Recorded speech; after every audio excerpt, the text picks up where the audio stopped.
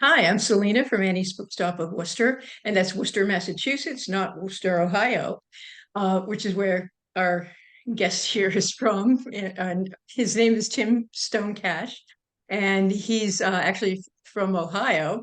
He is a debut author, and he's an author of fiction books. And his one book that he has written is called Searching. And Tim, why don't you tell our viewers what it is that your book is about? Well, Searching is technically an autofiction book, part autobiography and part fiction. It's about a boy growing up in the 60s in a southwestern town in Ohio, um, and all the trials and tribulations that go in growing up. Coupled with that, he grew up in the decade of the 60s.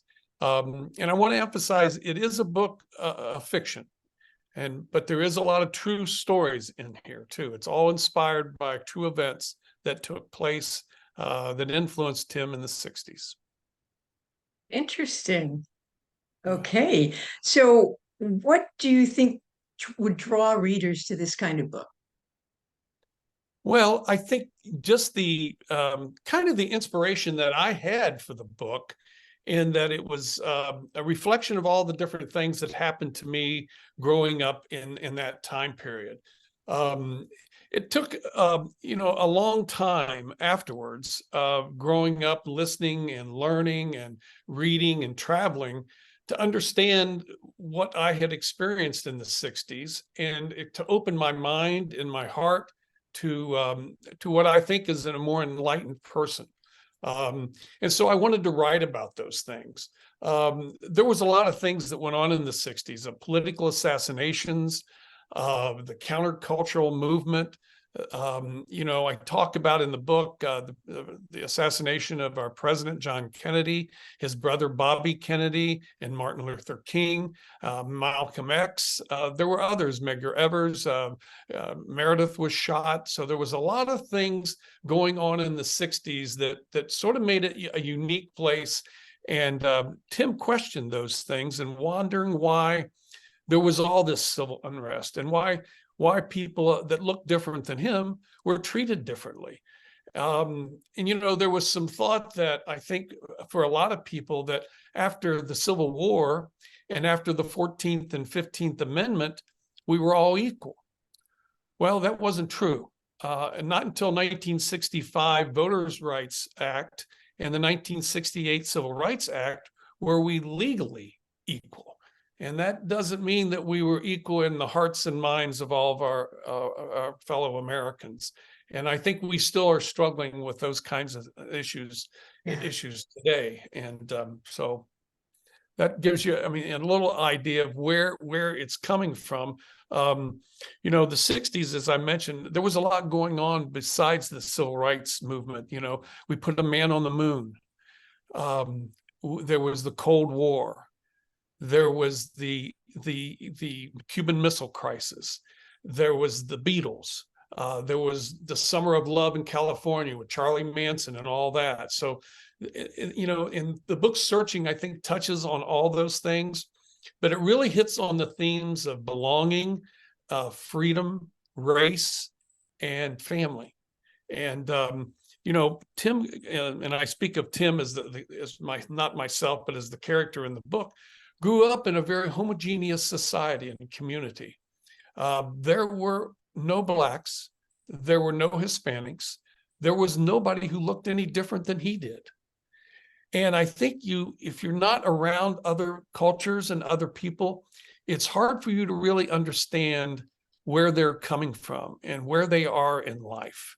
It's sort of like, you're out of sight, out of mind. And I think that was a big thing for Tim. And he struggled with those kinds of things and questioning people and questioning why people that didn't look like him were treated the way they were. And in the book, Tim experiences a lot of things. He goes deep sea fishing. He goes to the 1965 New York World's Fair. He goes on cruises in the Bahamas. He goes to a rock festival. and he goes back to visit some relatives back in the hills of Kentucky in a place called Wolfe County, back a big holler between two big mountains. And he visits his cousins back there who they raise their own, have their own food. They have a garden, and they have hogs and chickens. They grow tobacco for income, and they're very content and very happy. And it's hard for Tim to understand how they can be like that, how they can be content and happy and have so little. And he thinks about how his life is and how his relatives in Kentucky or in New York and in California live. So he questions how they can be happy like that, and what that means. And so that's kind of where the book goes. And so it's as I said, it's an auto fiction, and that's probably about 50-50 fiction and true life stuff. So yeah. Wow. So how much research did you actually have to do, to do for this book, or was it a lot from memory and then? Well, some of it was from memory, and then I did a lot of research, especially on baseball. My favorite baseball player was Mickey Mantle. So my favorite team was the New York Yankees. Of And in the course. 60s, they were wonderful in the 60s.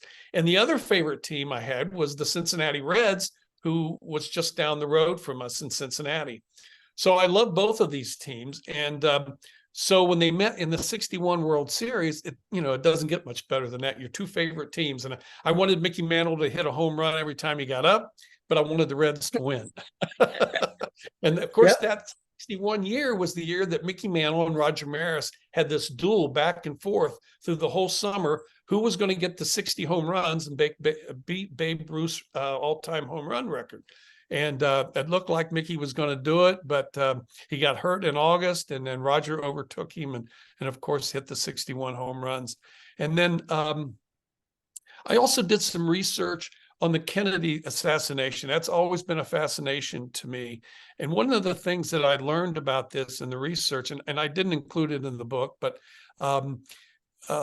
when Bobby Kennedy was killed in California at the Ambassador Hotel, he was, as soon as, he lived through the night and he died that early the next morning.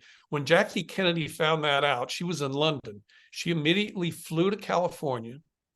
And when Coretta Scott King heard of this, she was in Washington. She flew to California to be with Ethel Kennedy, and they both flew back on the same flight and with the Senator Kennedy's body back to New York, and they all sat together.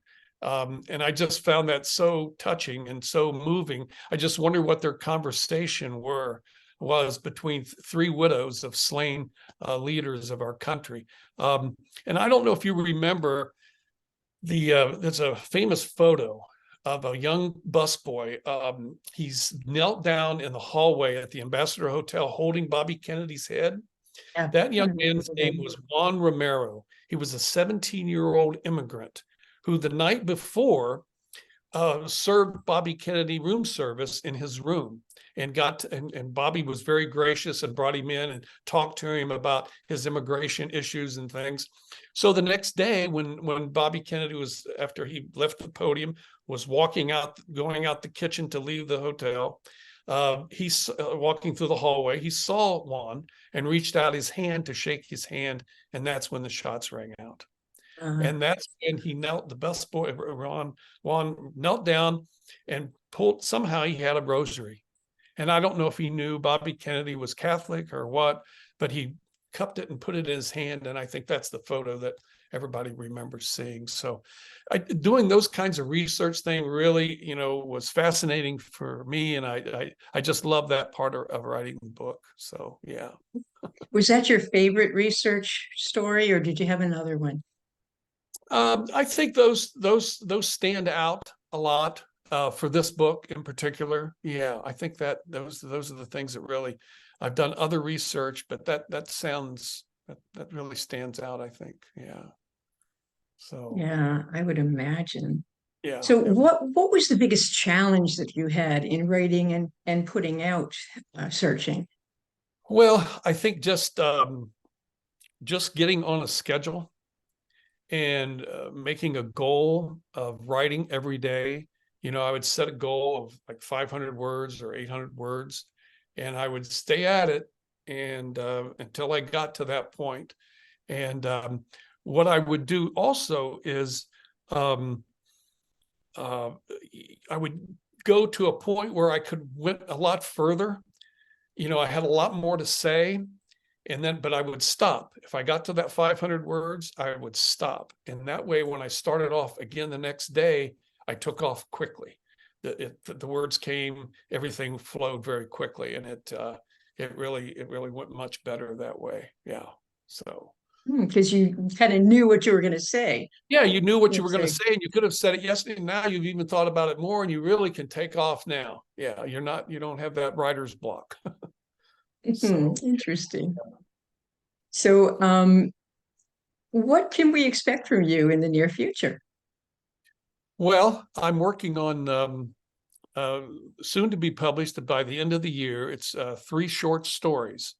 One is called The Bloodhound Judge, and it's based on a true life character by the name of Conrad Morgan, who was a Nazi judge during World War II. He was charged by Himmler to investigate camp commandants about crimes against Jews and prisoners, and also embezzling money in concentration camps. And he actually did this, and he tried a few people and had them hung. And so I took off on that and fictionalized it. And then he becomes involved romantically with one of the commandant's wives. And of course, that leads to all kinds of issues and stuff. And then the other story it's called I'm Not Crazy, and it's about an older man who is in a nursing facility, and he recounts to his daughter how he tried to prevent the assassination of John Kennedy in Dallas, Texas. And then the last story is about a high school baseball coach who looks back on his days as a little leaguer and thinks, if things would have changed or went a little bit differently for me here or there, I could have been a major league player. So, everybody looks back on life and think, boy, if I'd have done things a little differently, maybe I could have done this. And so that's what he was doing. And he found a way through a lamp and a watch to travel back when he was a little leaguer and make some changes in his life. And it does work, but it doesn't lead him to the things that he thought it was going to. So it doesn't turn out quite like he wanted it to. So, but Wow. those should be out probably by the end of the year. Yeah. Wonderful. Yeah. Yeah. Or your second story about John F. Kennedy kind of reminds me of Stephen King's book. Well, I wrote mine before he did his, but Oh, he has a really? little he has a little advantage on me. Yeah, I wrote that story probably 20 years ago, and it's just been Interesting. stacked away. And then when he came out with that, I said, Steve, come on, that's my story. But it is similar, but it's not the same story. Oh, yeah, I would imagine it wouldn't be the same at Yeah, all. yeah. So a little different. Interesting. Okay, now I have questions about you on being a writer. What is your favorite part about being a writer on the whole writing and publishing process? Oh, well, I think when you're writing and you feel the story coming to life, and when you write something that really moves the story along, you have this inner feeling of satisfaction. It's kind of like what Ernest Hemingway used to refer to, if he could write one true sentence. And so I took that and try to write one true paragraph, something that's true to the story, true to me as a writer, and hopefully will ring true to the reader. And if you can do that, it's very satisfying. And I think that doesn't happen a lot, but when it does, it's really fulfilling, I think. So, yeah. Hey. Yeah. Now, what do you consider the most challenging part of the writing process, and how do you overcome that? Well, I think the challenging part is just staying at it and being disciplined. And that's hard for me. because I'm not sometimes a very disciplined person. After you read the book, you'll see why. But so you have to set yourself in you have to organize yourself and be consistent about writing every day. Mhm. And you also, most writers are readers, and you should not stop reading while you're writing. Continue to read, and sometimes you find it's hard to do both. But I think it's important as you're writing that you continue to read. It increases your vocabulary, it increases your awareness, and it's you're being exposed to good writers, and hopefully that'll be reflective in what you're writing. So, but that's a challenge to do. Mhm. It's what Time.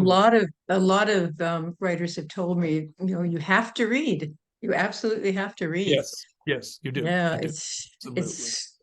it's definitely important for writers. Yeah. So Yeah. what has been your favorite adventure during your writing career? Favorite adventure. Well, I made a few presentations at the University of Dayton's lifelong learning program. I did a presentation on presidents, two presidents that I did that uh, Abraham Lincoln and Donald Trump. And one thing I found, the two had a couple of things in common. One, neither used tobacco and neither used alcohol. And that's about all they had in common. But with Abraham Lincoln, I went, of course, to his home in Kentucky where he was born and visited that. I traveled to Springfield, Illinois, and visited his home out there and where he practiced law, and the Presidential Library and Museum there. And I did some research at his library there.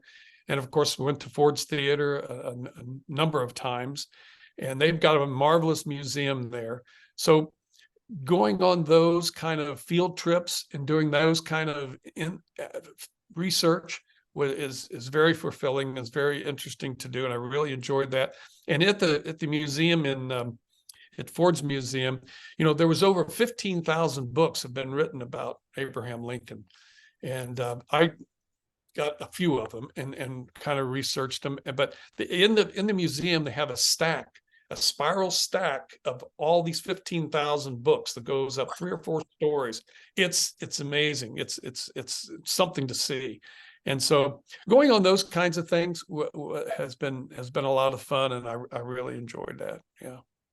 Wow. So Okay. So what is the greatest lesson that you've learned during your writing career? the greatest lesson that I've learned. Well, um, I think the lesson that you learn that you have to write about something that you have experienced yourself, that you know about. Um, you people think, well, I'm writing a novel, so I can just make up everything. Well, for me, that wasn't the case. I have to experience it. So you have to write about something that you know about. And that's how this book started out. What did I know about? Not a lot about it, not a whole lot about anything, but I did know about myself. So I started with that. And then it went from there. Or you have to be willing to learn about something. If you want to write a book on fishing, you got to learn how to fish. You can't just write Yeah. about other people fishing. You got to know what you're writing about. And then I think it becomes easier to do. So I think that's for me, that was the lesson because if you look at the books, I've always been interested in in Germany and the Nazi. I've been to concentration camps, been to Germany. I've always been interested in Kennedy, and so I've always been interested in baseball. So those three stories all come together in those three different areas. So yeah, write about something you know about. Yeah. It's interesting.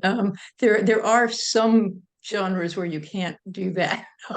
Yeah, Science yeah. fiction Well, or like science fantasy. fiction. That's true. That's true. Fantasy, That's true. especially fantasy, I guess. Yeah, you can dream But about those things, I yes, guess. you can dream about them. And you can But do you did. some research, I suppose, but Yeah, yeah, that's true. wizards. Yeah, yeah. So, anyways, the other question is, do you have any piece of advice that you'd want to share with other writers? Well, other than just is kind of what I was talking about is being organized. I think you have to, I'm not another person that's from appearances might seem completely disorganized, but I really try to, when I'm writing something, I try to be organized my time on a daily basis so that I always carve out a time during the day that I can write. And and I do my writing in the morning. I do reading and writing in the mornings. I, probably work on a home project or something that's going on around here at the house, and then maybe take a bike ride or something in the afternoon. And then, my wife's still working, so I make the meal for for our house at night. She did it for 40 some years, so it's my turn now. Um, and then, I, sort of blob out in front of the TV and watch some old reruns of Wagon Train and Gunsmoke, and then try to stay away from the refrigerator. Mm-hmm. That's important. So I think to answer your question, what's the advice is carve out a time and a place that you can do your thing with your writing and do it every day. Okay. Yeah. Are there any groups, clubs, or organizations that you'd recommend to other writers that might have helped you in your career? Um, well, I would think that if you Google that, you would find a local writers group. There's a local writers group here called the Miami Valley Writers. But when they meet once a month, and we share different things that we're working on and writing and talking about marketing your book. So I think wherever you're located, you could find that pretty easily just by Googling, writers groups or clubs near me. So I haven't done a lot of that, but a little.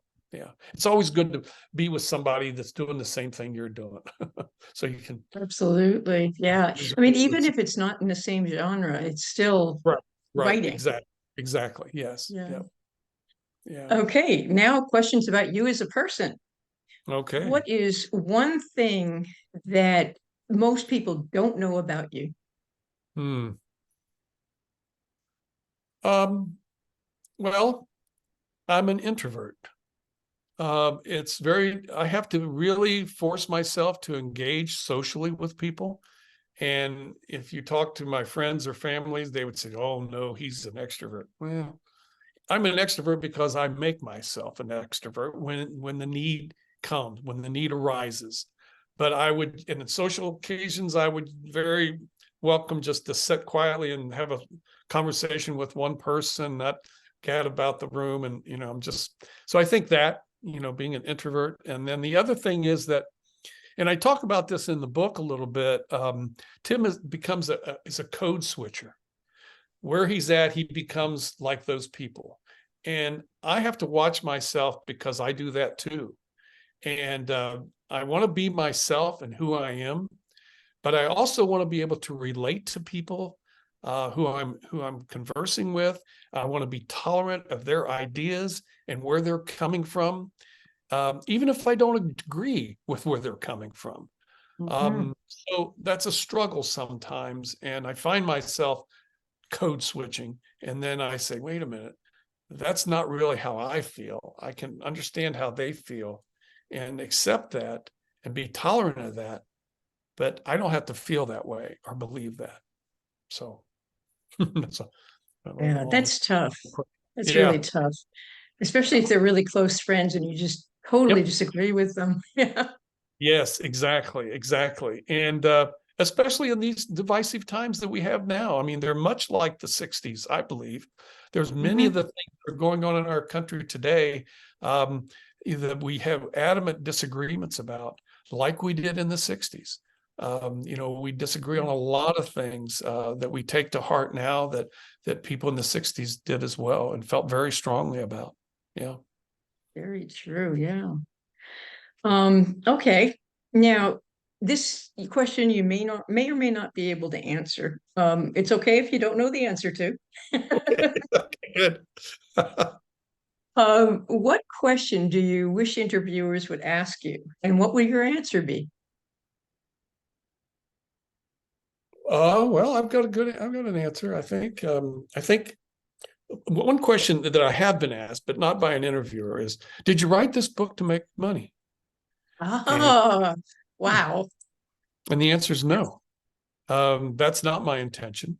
I wrote the book because I felt I had something to say, and I thought I had something that was relevant and that people that grew up in the 60s and 70s could relate to, or people that were interested in those very tumultuous and divisive times that wanted to read about and understand from somebody who lived through that time. But in thinking about money, I mean, if I sell a bunch of books and make money, I'm not going to turn it away. I am a capitalist, so, but that's not my intention. But the more important thing, I think, there's two motifs in the book that I think are very important that I hope people catch when they read. If you'll remember, during the funeral of our president, John Kennedy, there was a riderless horse that the corporal couldn't hardly hold on to, and he had his stirrups facing backwards. And he led the procession right in front of the caissons. Now, you're probably not old enough to remember watching this live, but I did. But you can still see videos of it. This horse was doing everything in the world to try to get away from him. In fact, he stepped on his foot and almost broke the soldier's foot. So this spirited horse just was looking for his freedom, but he had an endearing personality to him. And I think that relates a lot to the way Tim went through life in the 60s too. Those same kind of rebellious, spirited ways, looking for his freedom. And I referred to Blackjack, that was the name of the horse, Blackjack, throughout the book, many different occasions. We look back on Blackjack and what he's doing or what maybe he would be doing. And then the other part of the book that falls in line with this is baseball. Tim's father gave him a baseball every Christmas day that he can remember. And it was always boxed up into some funny looking little box. And after a couple of years, Tim always knew, well, that's the baseball. And he would decorate it and put springs on it and different things. And it was a baseball. And so there's a lot of reference to baseball throughout the book. In the one book section under Grandma's Story, it talks about finding a baseball practice and how safe the young boy was when he got to the baseball practice, and he was safe from all this terror that was going around him. And so in baseball, and then there's a whole chapter on baseball. So I think that's sort of an underlining theme throughout the book. And so, yeah. Interesting. Yeah. So, Wow. So I can tell what some of your hobbies were, but what is or are your passions when you're not writing? And how do you make time to do the things that you love? well, I really don't have any hobbies. I mean, I like to read and study about history. I like to travel a lot. And I like being with my family and my friends. I learned a long time ago that I think the most important thing in life is relationships and nurturing those relationships and building those relationships. Now, that being said, I'm always not good at that. And sometimes I'm very poor at doing that. But I think that's important to do. And I love to garden. We have a nice place here, and I love to garden out in the yard. And I coached junior high basketball for 20 years. So have a love for sports. So, and it's just a matter of organizing your time. And I struggle with that every day. I write myself notes and to-do notes and when I'm going to do this and when I'm going to do that. So, but yeah, so, yeah. Okay, great. So what does your writing space look like? Well, my writing space is, I very rarely write at home. I usually go to a local library and Hmm. I find a quiet place, a couch, something, like what I'm sitting in here. And I don't mind, I don't want to be isolated. I don't like to be completely alone. So I like some noise off in the background someplace. But I don't want to be disturbed. So I find a Know quiet what you mean? in the library and do it there. Yeah. So do you you don't like complete silence, but you kind of like silence? Yeah, like if I'm at home, I might turn on NPR or something in a radio in a room two doors, not next to me, a little someplace else in the house to have some noise in the background. Um, yeah, but I don't like to be, anybody in the room or anything going on in the room that I'm in right Do you next to. do you listen to music at No, no, all? no, no, no music, no, none of that. None of that. No Okay. music. And do you Yeah. have when you're writing or editing, do you like to have any kind of food or drink with you? Any specific things?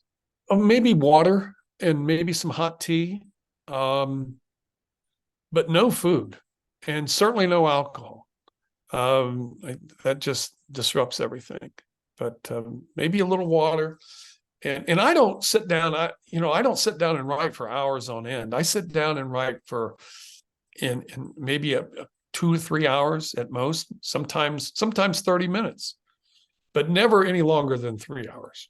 So you can go 3 hours without food and water, so Yeah, I think that's possible. yeah, yeah. So, Okay. but And a lot of times writers have furry or feathered or otherwise non-human companions to help them with their work. And do you have any? And do they help you or hinder you? no, we always have had a dog here. But I don't let her pay any attention. I don't pay any attention to her, and I don't let her get in the house around where I am. So no, the answer is, I just don't. Yeah, I don't need or have any animals around. You used to have a dog, you thought? You No, say? we have a dog. We always have a dog here. There's always a dog here, and but I don't let them interfere with what I'm doing. Ah. Oh, okay. That's a different story. Yeah, yeah. So, Okay. Now I just hmm, have two more questions for you. okay, One is, where can people find your book aside from Annie's Bookstop of Worcester? And I always put a plug in for Annie's. You can get sure. You can get Tim's book at Annie's if you call us at 508-796-5613, or you can email us at orders at anniesbooksworcester.com. And where else can people find your book? They can find it at Joy and Matt's bookstore in over the Rhine in Cincinnati, Ohio.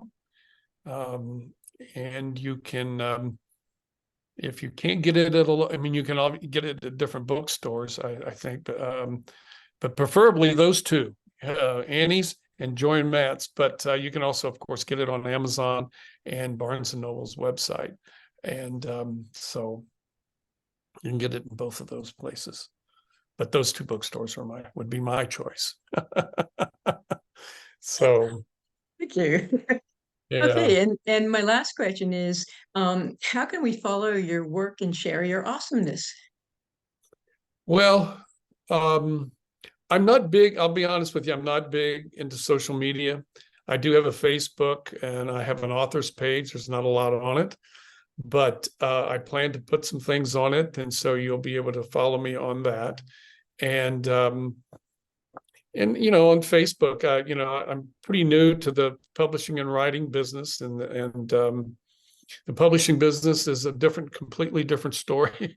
It's very, for a person that like myself who wasn't a celebrity and didn't have an agent, it was hard. It was difficult to get and I wanted to have a traditional publisher publish my book.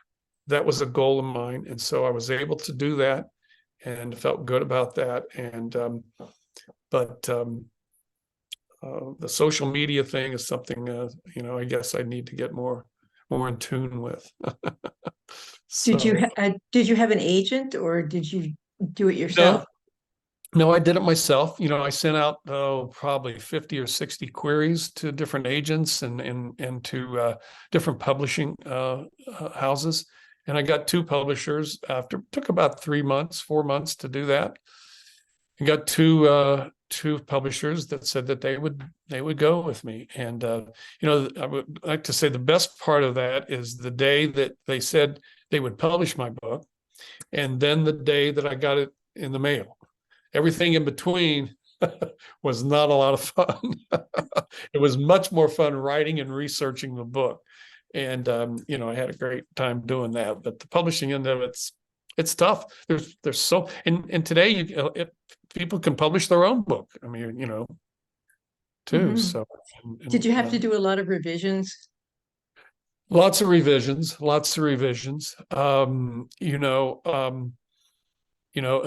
were a couple of chapters like I think it's chapter 10. Tim didn't die, but his father died before he took off to California. And he met this man in California by the name of Gramps, who was sort of a reincarnate of his father and Tim's on his best days.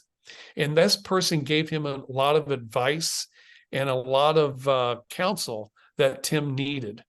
And at the end of chapter 10, it's Helter Skelter is the name of the chapter.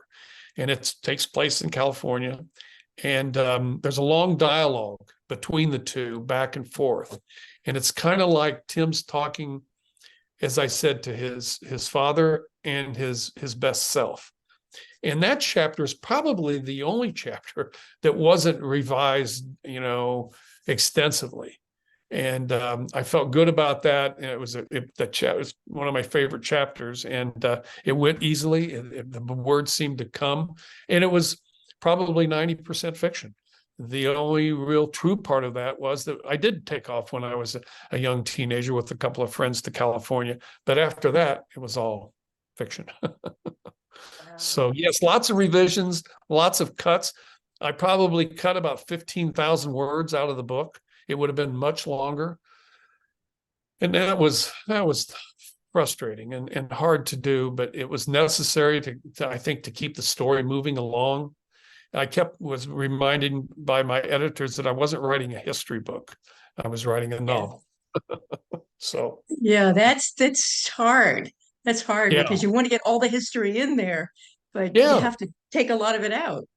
Right, exactly. Because, it's, you have to hold people's interest, even if they're not a history buff. That's true, because you want to get the story in there. That's right. The story has got to drive the book. Yeah, absolutely. So great. But well, great. Tim Stonecash, thank you very much for joining me. And we hope maybe sometime we'll see you in Boston or Worcester. Yeah. The Worcester area. Not Worcester, Worcester. Yep. I would love to be there again. Yeah. Great. Thank you so much for doing this. I appreciate it. And hope you sell a lot of books. Hopefully. Thank you very much for being here. Okay. Thank you. Bye-bye.